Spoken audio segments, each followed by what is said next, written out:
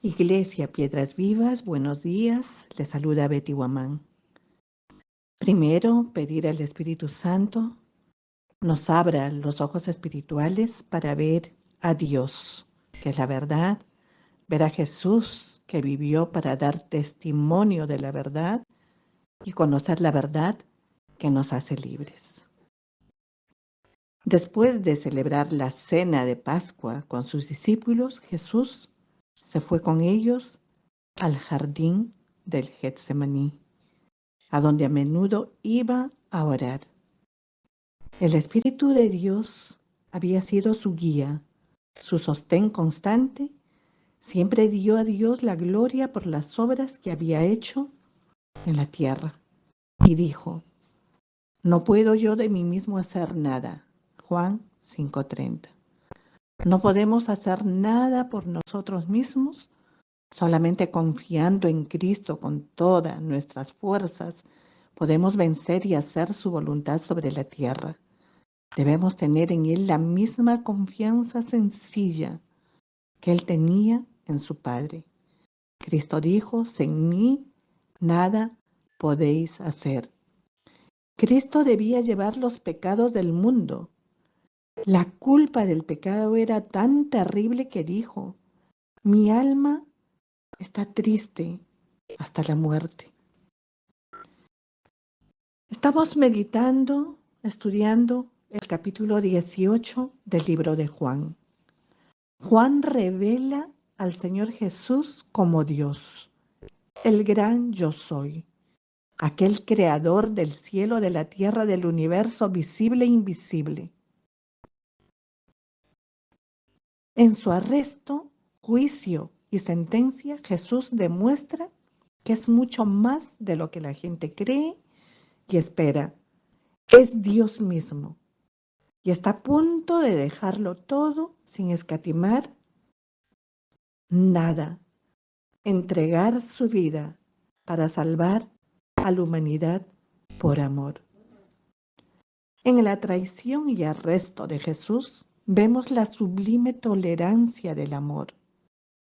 El Salvador, para encontrarse con su traidor, se adelantó a sus discípulos y preguntó a la turba que venía con el traidor, ¿a quién buscáis? Ellos respondieron, a Jesús Nazareno.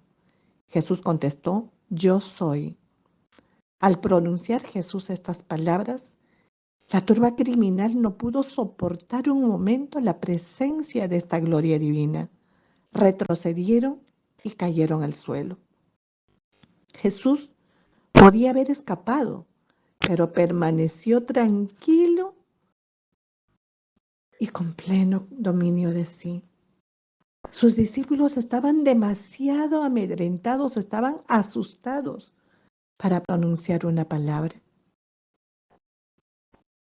Os he dicho que yo soy, pues si a mí buscáis, mirando, señalando a sus discípulos, dejad ir a estos. En esta hora de prueba, los pensamientos de Cristo eran para sus amados discípulos. Él no quería que sufrieran aun cuando Él fuera llevado a la muerte. Judas, el traidor, no olvidó la parte que debía realizar. Vino a Jesús y lo besó.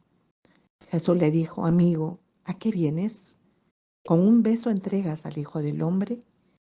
Estas bondadosas palabras debían haber tocado el corazón de Judas, pero no fue así. Judas se había entregado al dominio de Satanás. Cristo no rechazó el beso del traidor. En esto nos dio un ejemplo de tolerancia, amor y piedad. Si somos sus discípulos, debemos tratar a nuestros enemigos como Él trató a Judas. La turba asesina echó manos del Salvador y lo ataron de manos, que siempre había sido empleada en hacer el bien. Los discípulos se sintieron indignados al ver a su maestro, aquel a quien amaban, atado de mano. Pedro, en su enojo, sacó su espada y trató de defender a su maestro. Cortó una oreja del siervo del príncipe de los sacerdotes. Jesús vio lo que había sido hecho, liberó sus manos, tocó la oreja herida e instantáneamente ésta se reintegró. Le dijo a Pedro: vuelve tu espada a su lugar, porque todos los que tomaren espada, a espada perecerán. ¿Acaso piensas que no puedo orar a mi Padre y me daría legiones de ángeles? ¿Cómo pues se cumplirían las escrituras? Y así conviene que sea hecho. El vaso que el Padre me ha dado, ¿no lo tengo de beber? Los discípulos no podían entender su sumisión a la turba y, presa del terror, lo abandonaron y huyeron. Cristo había predicho esta deserción. He aquí, había dicho, la hora viene y ha venido que seréis esparcidos cada uno por su parte y me dejaréis solo, mas no estoy solo porque el Padre está conmigo. Jesús fue seguido desde el Getsemaní por la turba asesina. Fue llevado ante Anás y Caifás. Anás preguntó al Salvador con respecto a sus discípulos y a sus enseñanzas. Cristo contestó: yo manifiestamente he hablado al mundo. Yo siempre he enseñado en la sinagoga y en el templo, donde se juntan todos los judíos, y nada he hablado en oculto. Volviéndose, Anás le dijo: ¿qué me preguntas a mí? Pregunta a los que han oído que les haya yo hablado. He aquí, esos saben lo que yo he dicho. Pero uno de los siervos de Anás hirió a Jesús en el rostro diciendo: ¿así respondes al pontífice? Respondió Jesús suavemente: si he hablado mal, da testimonio del mal, y si bien, ¿por qué me hieres? Pero el sufrimiento de Jesús era parte de su misión, soportar en su humanidad todos los vituperios, los insultos que los hombres pudieran inferirle. Trataron de hacerlo hablar en respuesta a sus acusaciones, pero Jesús estaba en silencio.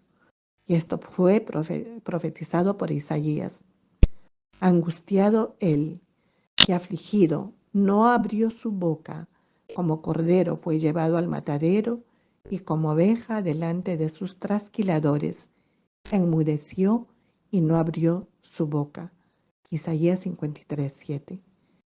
Los sacerdotes temieron que pudieran fracasar en su intento de hallar evidencias para presentarle ante Pilatos contra Jesús.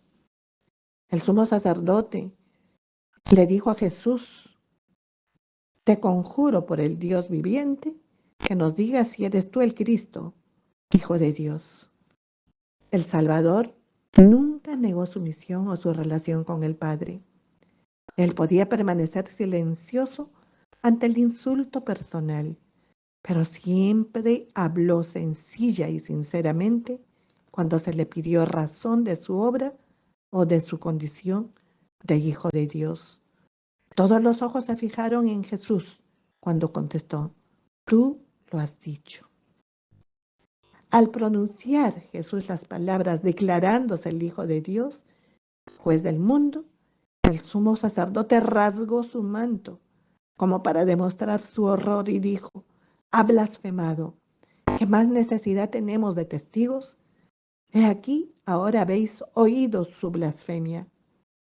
Los jueces contestaron: culpado es de muerte.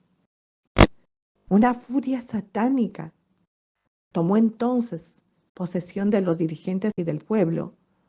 Las voces eran como de bestias salvajes. Se agolpaban presionando contra Jesús mientras gritaban: es culpable, asesinad, matadle, crucificadle. Los sacerdotes, los gobernantes y la turba se unieron en insultar a Jesús. Lo herían en la cara, lo escupían, lo golpeaban.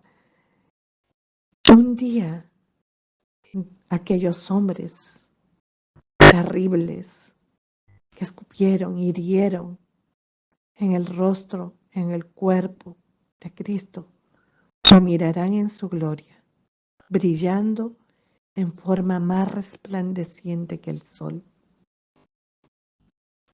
Era costumbre en aquella ocasión de la fiesta de la Pascua liberar a un preso que el pueblo eligiera. Los soldados romanos habían capturado a un ladrón feroz, degradado, asesino, llamado Barrabás. De manera que Pilato se volvió a la turba y dijo: ¿Cuál queréis que os suelte? ¿A Barrabás o a Jesús que se dice el Cristo?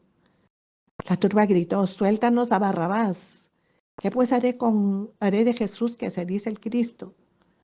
La turba gritaba: sea crucificado.